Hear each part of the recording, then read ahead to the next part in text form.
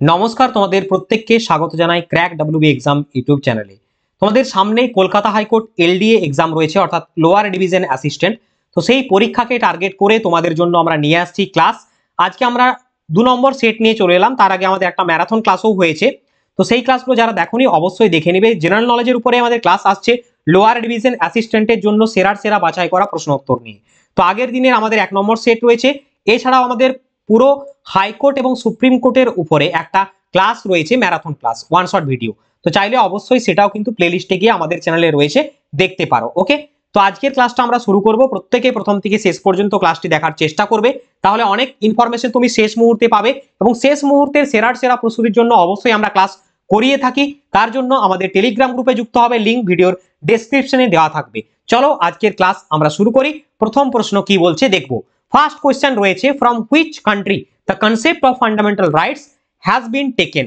ওকে, তো যে সমস্ত জায়গা থেকে তোমাদের প্রশ্ন আসার কথা সেই টাইপেরই আমরা কন্টেন্ট এখানে কম্পাইল করেছি। তো সঠিক উত্তরটা তোমাদের জন্য হয়ে যাবে USA. Option B is the correct answer, USA. Okay, এরপরে আমেরিকা থেকে আমরা আর কোন কোন বিষয়গুলো নিয়েছি একটু দেখে নেব লিস্টটা পুরো। দেখো, অ্যাডিশনাল ইনফরমেশনের লিস্টটাও অবশ্যই মনে রেখো। দেখো, fundamental rights, preamble, independence of the judiciary, judicial review, impeachment of the president, most important 61 number আর্টিকেলে রয়েছে, এটা কিন্তু বারবার আসে। পোস্ট অফ ভাইস প্রেসিডেন্ট, এই সমস্ত বিষয়গুলো আমরা আমেরিকা থেকে নিয়েছি। কোথা থেকে? আমেরিকা থেকে নিয়েছি। ইউএসএসআর থেকে আমরা পঞ্চবার্ষিকী পরিকল্পনার ধারণা এইগুলো কিন্তু সংগ্রহ করেছি। চলো নেক্সট আমরা দেখে নেব পরবর্তী question. The speaker of Lok Sabha is, the speaker of Lok Sabha is elected by members of parliament, prime minister, elected by majority party in the Lok Sabha, নাকি নান অফ দ্য অ্যাবাভ। তো সঠিক উত্তরটা হবে তোমাদের এখানে actually none of the above, option D. হ্যাঁ, একদম চমকে যাওয়ার মতো বিষয়। তোমরা ভাবছো elected by members of parliament, definitely not. Parliament মানে উচ্চকক্ষ এবং নিম্নকক্ষ, রাজ্যসভা এবং লোকসভা হয়ে যাচ্ছে। তাহলে কখনোই কিন্তু স্পিকার নির্বাচনের ক্ষেত্রে লোকসভাতে রাজ্যসভা থেকে পার্টিসিপেট করে না। প্রাইম মিনিস্টার কোনো ভূমিকা এখানে তো নেই বললেই চলে প্রায়। তো এখানে সঠিক উত্তরটি হবে নান অফ দ্য অ্যাবাভ। তাহলে স্যার কারেক্ট অ্যান্সার কি হবে? দেখো, speaker of the Lok Sabha is elected by the all members of the Lok Sabha, লোকসভার সমস্ত সদস্যের দ্বারা। ওকে, লোকসভার স্পিকার নির্বাচিত হন। তার আগে নতুন যে সভা হয় after new election of the Lok Sabha, সেই ক্ষেত্রে স্পিকারের ভূমিকা পালন করে কে? প্রোটেম স্পিকার, প্রোটেম স্পিকার। ওকে, তো এটাও কিন্তু মনে রেখে চলো প্রত্যেকে। নেক্সট পরবর্তী প্রশ্ন আমরা দেখব, what is the age of retirement of a জাজ অফ সুপ্রিম কোর্ট। সুপ্রিম কোর্টের জাজের রিটায়ারমেন্টের বয়স কত? সুপ্রিম কোর্টের জাজের রিটায়ারমেন্টের বয়স হলো 65 বছর। এটা একটা ট্রিকের সাহায্যে মনে রাখবে, 60 বছর বৃদ্ধ এখানে আসবে না, 65 বছর সব থেকে বেশি, তাই সুপ্রিম কোর্ট 65 বছরে আসবে। তোমাকে বললে হাইকোর্ট কত বছরে হয়, হাইকোর্টের বিচারপতির অবসর প্রাপ্তি হয় 62 বছর বয়সে। এইভাবে কিন্তু মনে রাখার চেষ্টা করবে। চলো আমরা এক্সপ্লেনেশনটা দেখে নিই এখানে। দেখো, দ্য জাজেস of the supreme court are appointed by the president. Supreme কোর্টের জাজেরা প্রেসিডেন্ট বা রাষ্ট্রপতির দ্বারা নিয়োগ করা হয়। The Chief Justice is appointed by the President after consultation with the judges of the Supreme Court and High Courts as he deems necessary.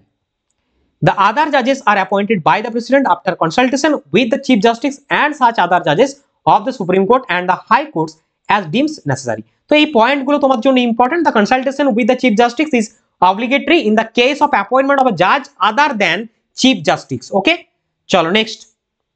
আচ্ছা, পরবর্তী কোশ্চেনে যাওয়ার আগে তোমাদের অত্যন্ত গুড নিউজ একটা দিয়ে দিই। অনেকেই তোমরা রিকোয়েস্ট করেছিলে এবং অনেকেই তোমরা জানতে চেয়েছিলে বা এই জিনিসটা চেয়েছিলে। কলকাতা হাইকোর্ট পরীক্ষাকে টার্গেট করে লাস্ট মিনিট সাজেশনের একটা কন্টেন্ট আমরা নিয়ে এসেছি, যেটা এলডিএ এক্সাম 2024 কে ফোকাস করে ডেডিকেটেডলি। ওকে, এখানে কি পাবে দেখো, তোমাদের কি পাবে প্রথমে বলে দিই। বিগত বছরের প্রশ্নপত্র দেখে ঘেটে করে দেখা গেছে যেখানে 100টি প্রশ্নের মধ্যে বেশিরভাগ ওয়েটেজ ছিল জিকে এবং জিএস থেকে। ওকে, তার মধ্যে সব থেকে বেশি ওয়েটেজ ছিল ইন্ডিয়ান পলিটি, তারপরে হচ্ছে কোর্ট, হাইকোর্ট, কম্পিউটার, এই সমস্ত বিষয়গুলো থেকে। দেখো, এক্সাম তোমাদের এক্সামের জন্য কলকাতা হাইকোর্ট কিন্তু কোনো রকম মানে ডিফাইন্ড সিলেবাস কিন্তু দেয়নি এখানে, বাট বিগত বছরের অ্যানালাইসিসের মাধ্যমে যেটা আমরা বুঝতে পেরেছি সেই অনুযায়ী সেম প্যাটার্নে আমরা ট্রাই করেছি এটা কম্পাইল করার। তো বেস্ট ম্যাটেরিয়াল তোমরা এটার মাধ্যমে পাবে। Polity, court, supreme court, high court ইত্যাদি বিষয়, কম্পিউটার এবং জিকের সমস্ত বিষয়ের কোয়েশ্চেন। ওকে, কোয়েশ্চেন উত্তর কি কি পাবে স্যার এখানে প্রত্যেকে ভালো করে দেখে নাও। এখানে দেখো, ইন্ডিয়ান পলিটি থেকে কি কি পাচ্ছ তোমরা? বেসিক অফ দ্য কনস্টিটিউশন পাবে, source of the Indian constitution, important article, important constitutional amendment পেয়ে যাবে 2024 পর্যন্ত, এবং high court supreme court related MCQ আর 1600 প্লাস ওয়ান লাইনার ইন্ডিয়ান পলিটির উপরে। এবং ডেফিনেটলি মনে রাখবে এগুলো লাস্ট মিনিট সাজেশন, তাই কিন্তু বুকের মতো নয়, এগুলো কিন্তু ওয়ান লাইনার এমসিকিউ এইভাবে রয়েছে যাতে কুইকলি তোমরা রিভিশন করতে পারো, সামনেই পরীক্ষা রয়েছে, তাই এই তোমাদের বইটি বা ইবুকটি হেল্প করবে। ওকে, আচ্ছা আর কি রয়েছে, কম্পিউটারের উপরে 600 ওয়ান লাইনার রয়েছে, 500 এমসিকিউ রয়েছে এবং সমস্ত জেনারেল স্টাডিজের উপরে 1550 প্লাস এমসিকিউ এবং 5000 ওয়ান লাইনার রয়েছে। সব থেকে সেরা কম্পাইলেশন এখানে রয়েছে। তো যারা সংগ্রহ করতে ইচ্ছুক অবশ্যই হোয়াটসঅ্যাপ নাম্বার স্ক্রিনে আমাদের দেওয়া রয়েছে, দেখতেই পাচ্ছ ডান দিকের কোনায় বা এখানেও রয়েছে। তো অবশ্যই এই হোয়াটসঅ্যাপ নাম্বারে হোয়াটসঅ্যাপ করো, অনলাইনে পেমেন্ট করার পরে স্ক্রিনশট প্রোভাইড করলে তোমরা পেয়ে যাবে। এটার অফিসিয়াল ডিসকাউন্ট এই মুহূর্তে হিউজ রয়েছে, যারা নিতে আগ্রহী অবশ্যই আমাদের হোয়াটসঅ্যাপ নাম্বারে যোগাযোগ করে নাও। ওকে, চলো আমরা শুরু করি। নেক্সট প্রশ্ন কি বলছে, article 80 deals with, article 80 deals with, এই যে তোমাদের বিভিন্ন আর্টিকেল, তো কোন কোন আর্টিকেল গুলো পড়তে হবে এই নিয়েও কিন্তু আমাদের ওই ম্যাটেরিয়ালের মধ্যে রয়েছে important article of the Indian constitution একটা টেবিল। ওকে, তো এখানে 80 নম্বর ধারায় কি বলা হচ্ছে, 4 নম্বর প্রশ্নের সঠিক উত্তরটি হয়ে যাবে composition of the Rajya Sabha, option B হবে সঠিক উত্তর। রাজ্যসভার গঠন রয়েছে এখানে। ওকে, রাজ্যসভা সম্পর্কে আমরা ডিটেলস তাহলে দেখে নিই কি কি রয়েছে। 80 নম্বর ধারায় the constitution less down the maximum strength of the Rajya Sabha 250, 250, out of which 12 members are nominated by the president, 12 জন রাষ্ট্রপতি দ্বারা নমিনেটেড এবং 238 জন representative of the state and of the 2 union territories.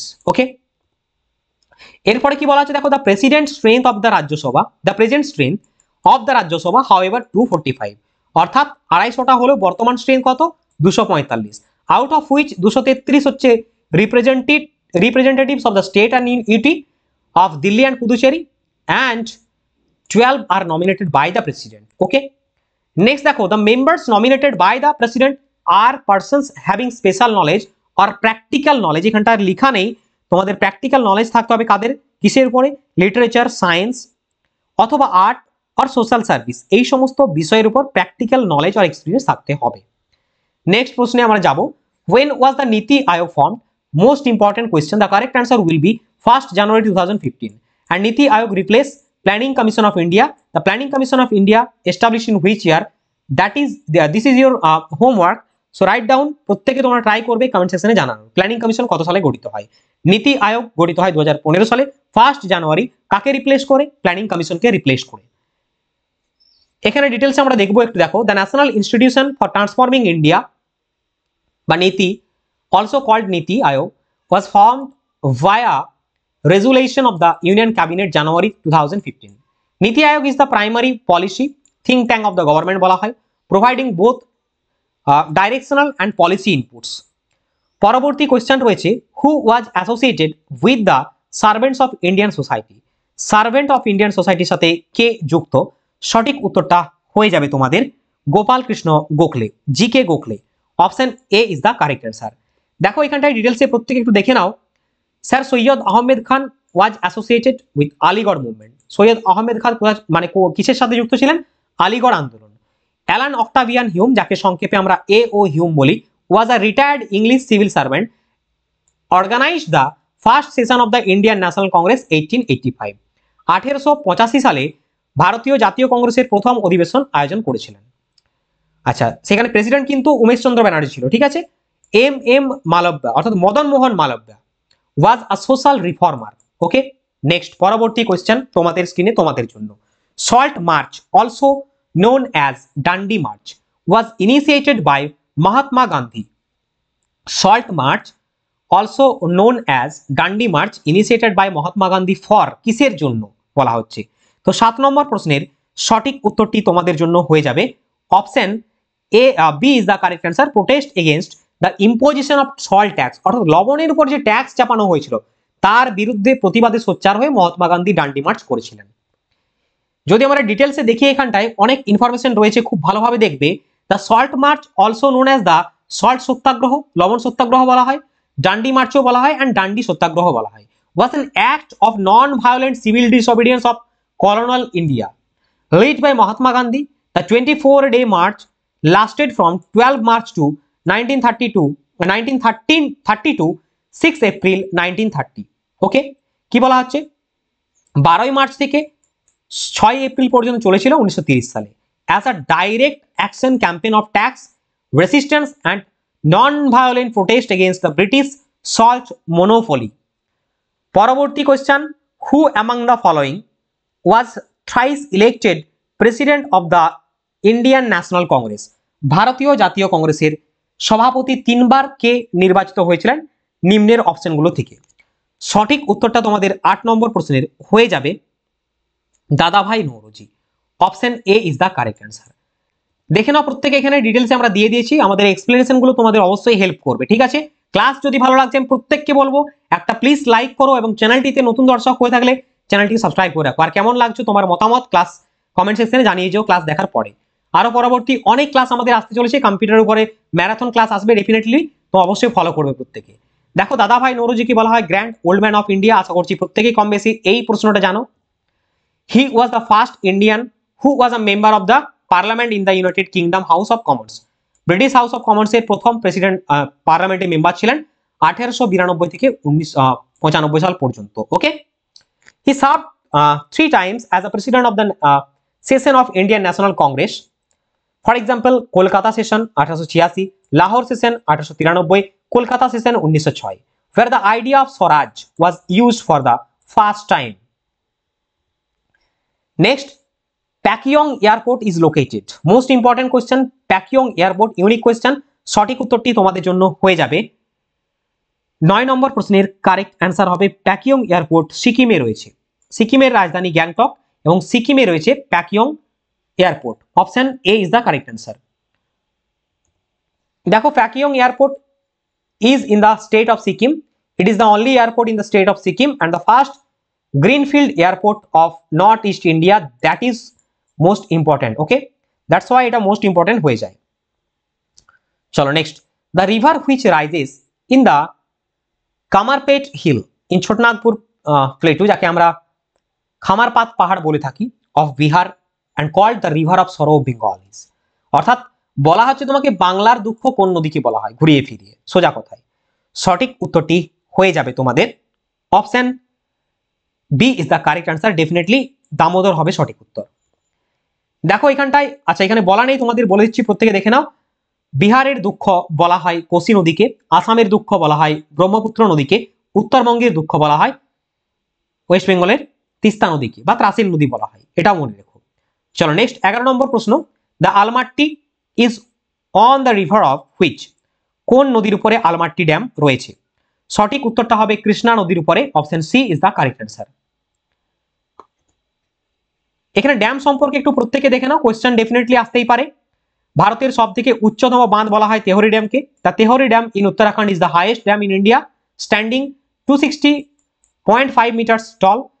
The Kallanai dam also known as the grand anicut, যেটা হচ্ছে সব থেকে oldest dam of India, Kallanai dam. The Hirakud dam is the longest dam in India, measuring 25.79 kilometers in length. It's located on the Mahanadi River in Odisha. And Alamatti Dam is situated in Karnataka. তোমরা এই অপশনগুলো থেকে definitely একটা question common পাবে, তোমাদের বলে দিলাম, খুব ভালোভাবে দেখে নাও। চলো next, dash is a volatile memory device. Computer থেকে কোশ্চেন, ভোলাটাইল ডিভাইস মেমোরি বলা হয় তোমাদের র্যামকে। অপশন এ হবে সঠিক উত্তর। তো প্রত্যেকে এখানটায় দেখো, ভোলাটাইল মেমোরি বলা হচ্ছে টেম্পোরারি মেমোরি এবং এটা হচ্ছে র্যাম। র্যামের ফুল ফর্ম হচ্ছে র্যান্ডম অ্যাক্সেস মেমোরি, অনেক সময় পরীক্ষাতে আসে। আচ্ছা, নন ভোলাটাইল মেমোরি বলা হয় রোমকে। রোম মানে হচ্ছে রিড অনলি মেমোরি। ওকে, তো এটাও কিন্তু প্রত্যেকে দেখে নাও। চলো next, the full form of VPN in a computer is. কম্পিউটারের মধ্যে ভিপিএন এর ফুল ফর্ম কি? সঠিক উত্তরটা তোমাদের হয়ে যাবে 13 নম্বর প্রশ্নের virtual private network. Option B হবে সঠিক উত্তর, ভার্চুয়াল প্রাইভেট নেটওয়ার্ক 13 নম্বর প্রশ্নের সঠিক উত্তর। দেখে নেব ডিটেলসে আমরা এখানে কি রয়েছে। দেখো বিভিন্ন ফুল ফর্ম রয়েছে, www world wide web, DLL dynamic link library, COBOL common business oriented language, DBMS database management system, PNG portable network graphics, প্রত্যেকেই এই মুহূর্তে কিন্তু PNG-র সাথে পরিচিত। আচ্ছা, GIF অনেকেই জানো, গ্রাফিক্স ইন্টারচেঞ্জ ফরম্যাট। তো এই ধরনের তোমাদের যে ফুল ফর্ম, এগুলো কিন্তু অবশ্যই আমাদের যে তোমাদের কন্টেন্টটা নিয়ে আসা হয়েছে লাস্ট মিনিট সাজেশন, সেখানে কম্পিউটার সেকশনের মধ্যে সমস্ত বিষয় কিন্তু খুব সুন্দরভাবে রয়েছে।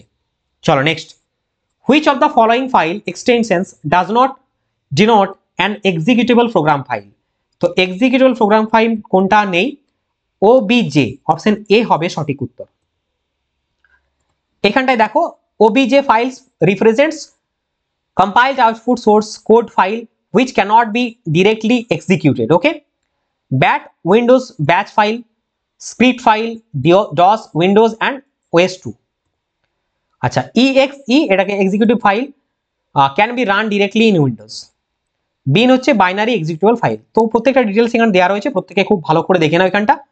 চলো next, workbook in a computer applications is basically related to, computer অ্যাপ্লিকেশনের মধ্যে ওয়ার্কবুকটা কিসের সাথে সম্পর্কিত? সঠিক উত্তরটা হবে এমএস এক্সেল এর সাথে সম্পর্কিত, অপশন এ হবে কারেক্ট অ্যান্সার। পরবর্তী প্রশ্ন, which of the following statement is true about entomology?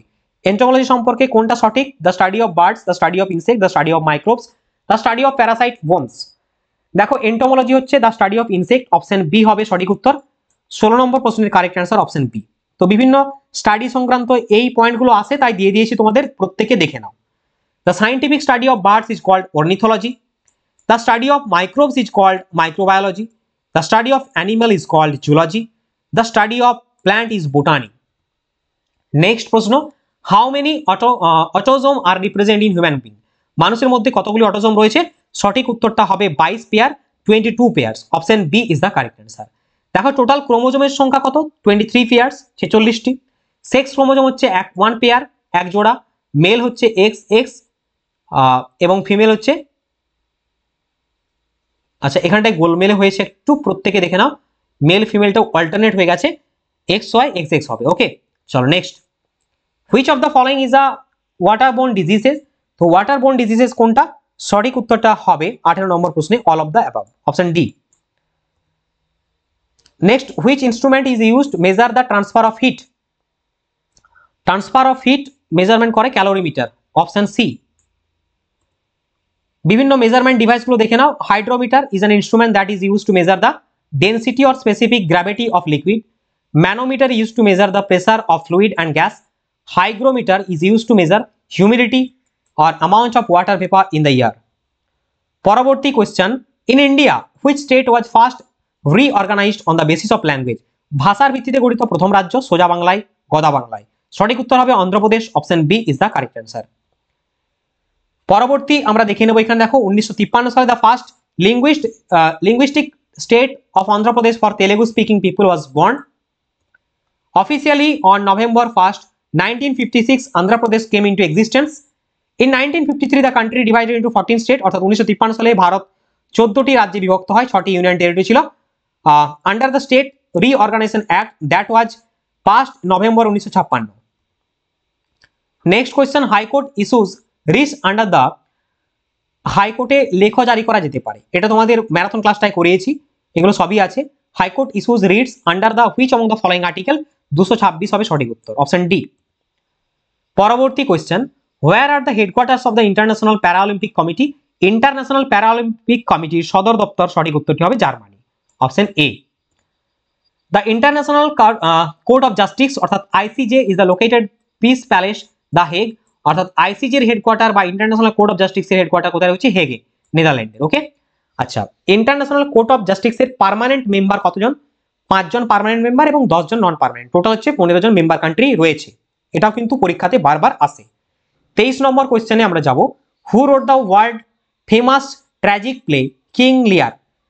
World famous tragic play বা নাটক সেটা হচ্ছে কিং লিয়ার, এটা কে তৈরি করেন বা লিখেন? সঠিক উত্তরটা হয়ে যাবে অপশন 23 নম্বর কোয়েশ্চেনের option B, William Shakespeare. Okay, option B William Shakespeare is the correct answer. Next question, the first biosphere reserve established in India? ভারতের প্রথম বায়োস্ফিয়ার রিজার্ভ যেটা প্রতিষ্ঠিত হয় for conserving the gene pool of flora and fauna and the life of style of tribals is, মানে কোথায় রয়েছে? তো এটা নীলগিরি বায়োস্ফিয়ার হবে ডেফিনেটলি, তাই তো? একদম ঠিক, option A, Nilgiri biosphere reserve. Nilgiri biosphere reserve was establish September 1986। পরবর্তী প্রশ্ন তোমাদের জন্য, who was the author of Ramcharitmanas? Most important question, একটা হয় রামচরিত, একটা হয় রামচরিত মানস। রামচরিত মানস তুলসী দাস হবে সঠিক উত্তর, রামচরিত মানস তুলসী দাস হবে রামচরিত মানস, আর সন্ধ্যাকর নন্দী হবে রামচরিত। ওকে, আর কালিদাসের কুমার সম্ভবা, অভিজ্ঞান শকুন্তলম এগুলো রয়েছে। হয়ে গেল। তো ডিয়ার স্টুডেন্ট, তোমাদের জন্য এই ছিল আজকের ক্লাস। আশা করছি প্রত্যেকের ভালো লেগেছে। যদি ভালো লাগে লাইক করে দাও একটা প্রত্যেকে। চ্যানেলটিতে নতুন হলে সাবস্ক্রাইব করে আমাদের টেলিগ্রাম গ্রুপে যুক্ত থেকো সমস্ত ক্লাস আপডেট, প্রত্যেকদিন কুইজ পার্টিসিপেশন এছাড়াও অন্যান্য পরীক্ষা সংক্রান্ত আপডেট পাওয়ার জন্য। লিঙ্ক ডেসক্রিপশনে দেওয়া থাকবে, প্রত্যেকে অবশ্যই জয়েন হবে, কারণ জয়েন হওয়াটা জরুরি, কারণ তুমি যেহেতু পড়াশোনার সাথে থাকছো। দেখা হচ্ছে নেক্সট ক্লাসে, আবারও ক্লাস আসবে। বন্দে মাতরম, জয় হিন্দ।